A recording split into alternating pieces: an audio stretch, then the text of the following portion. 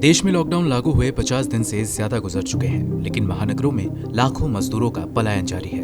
इन गरीब दिहाड़ी मजदूरों में ज्यादातर दलित, आदिवासी और मुसलमान हैं। देश में गरीबों की जातीय और धार्मिक पृष्ठभूमि का पता लगाने के लिए संयुक्त राष्ट्र ने एक अध्ययन किया, जिसकी रिपोर्ट 2018 में जारी की गई।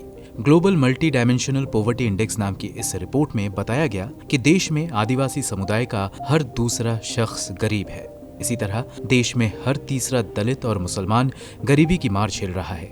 इनके अलावा 15% सवर्ण जातियां गरीब की श्रेणी में आती है। इस रिपोर्ट में लोगों की आमदनी के साथ साथ उनकी शिक्षा, स्वास्थ्य, पोषण, जीवन स्तर जैसे पहलुओं को भी आधार बनाया गया, जिससे पता चलता है कि देश में गरीबी और गैर बराबरी का हाल क्या है। संयुक्त राष्ट्र के इस अध्ययन पर नेशनल फैमिली हेल्थ सर्वे 2015-16 की रिपोर्ट भी मुहर लगाती है। इसके मुताबिक सबसे कम संपत्ति वाले खांचे में सबसे ज्यादा 45.9% आदिवासी, 26.6% दलित, 18.3% ओबीसी, 9.7% अन्य जातियों वाले हैं। इनके अलावा 25.3% ऐसे लोग हैं जिनकी जाति नहीं पता है।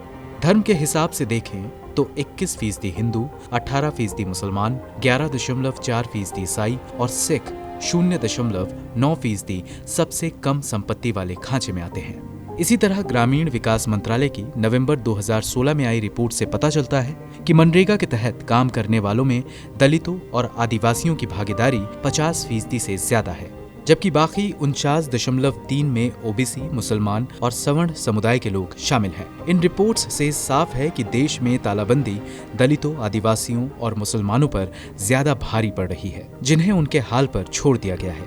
लाखों की तादाद में गांव पहुंच रहे इन लोगों की जिंदगी दोबारा पटरी पर लौट पाएगी या नहीं, कहना बेहद मुश्किल है। राहुल गौतम की रिपोर्ट, गो न्यूज।